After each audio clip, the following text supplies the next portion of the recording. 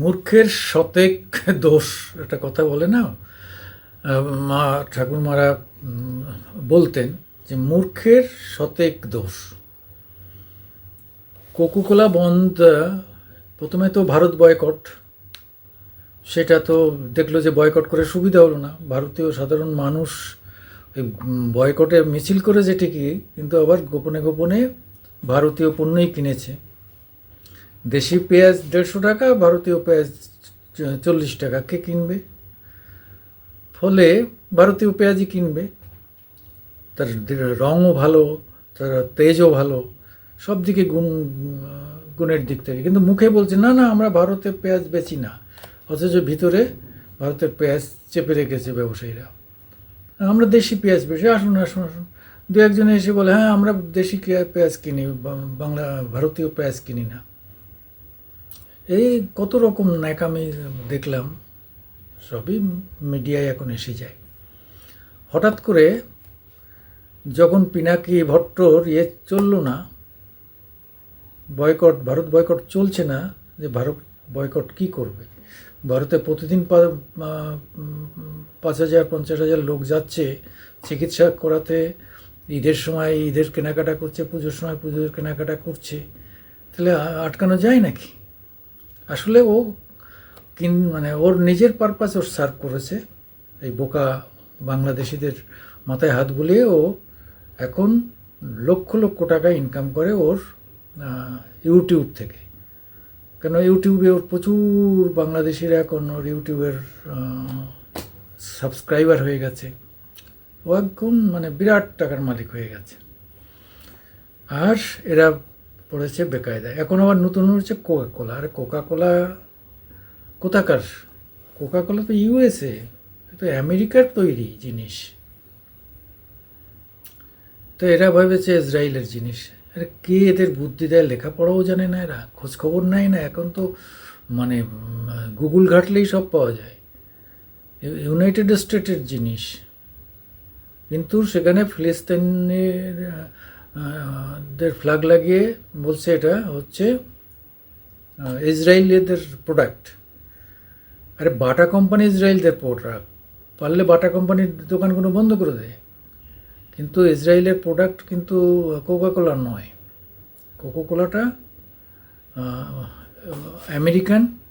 এখন তো তাদের সারা এটা মাল্টি মিলিয়নার কোম্পানি, সারা পৃথিবী জুড়ে বহু জায়গায় হয়তো সেই দেশে কারখানা করে সেই দেশেই তৈরি করে, কিন্তু মূল মালিক হচ্ছে ইউএসএ। তা এইটা হচ্ছে অজ্ঞতার মূল কারণ। হ্যাঁ, কোকাকোলা পানীয়র বিরোধিতা করো। এটা একটা সময় এপার বাংলাতেও বামেরা মানে মাল্টি মিলিয়নার কোম্পানিগুলোর বিরুদ্ধে তো ছিল। এরা দেশীয় পুঁজি, ছোট পুঁজির পক্ষে। এরা সেই জন্যে ইনডাইরেক্টলি এরা বলে আমরা শ্রমিকের পক্ষে, কিন্তু কাজ যা করেছে তাতে দেশীয় পুঁজির সুবিধা পেয়েছে, বিদেশি পুঁজির বিরুদ্ধে এদের ব্যবহার করা হয়েছে।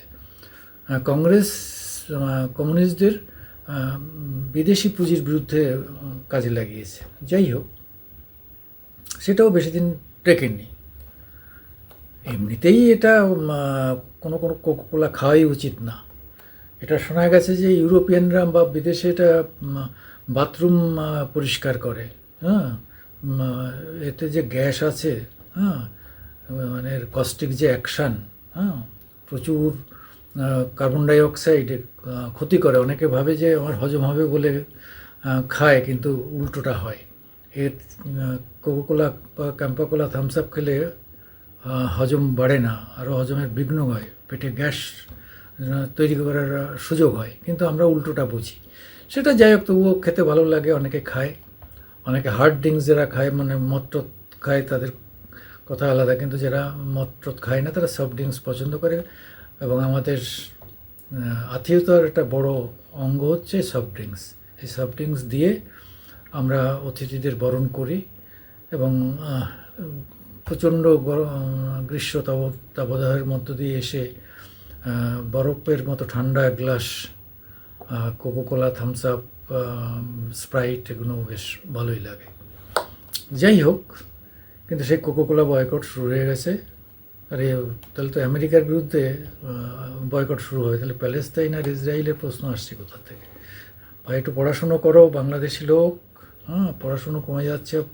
একটা সময় বাংলাদেশ এত শিক্ষিত লোকের বাস ছিল, এখন মানে পড়াশুনো করার লোক কমে যাচ্ছে। আরবি পড়লে এইসব খবর পাওয়া যাবে না। গুগল পড়তে, ইংরেজি পড়তে হবে, গুগল খুলতে হবে, গুগল থেকে শিখতে হবে। এ সমস্ত ভালো করে আরবি পড়ো, আলাদা ধর্মের জন্য আলাদা পড়ো, কিন্তু জেনারেল নলেজ নেওয়ার জন্য লেখাপড়া শেখো সাধারণ স্কুলে। হ্যাঁ, বিএ পাস করো, এমএ পাস করো, সায়েন্সের দিকে ঝোঁক, কমার্সের দিকে ঝোঁক লাগাও, তাহলে দেখবেন নিজেদের সার্বিক উন্নতি হবে। এবার এই বোকামি বোকামি করতে হবে না। আমি মামাটি মানুষের পক্ষ থেকে আপনাদের, আমাদের একটু সাহায্য করতে বলছি। লাইকস দেবেন, শেয়ার করবেন এবং সাবস্ক্রাইব করবেন। বাংলাদেশি বন্ধুরা যারা আমাদের এটা পছন্দ করবেন তারা লাইকস দেবেন, যারা পছন্দ করবেন না তারা গালাগাল দেবেন। ওয়েলকাম।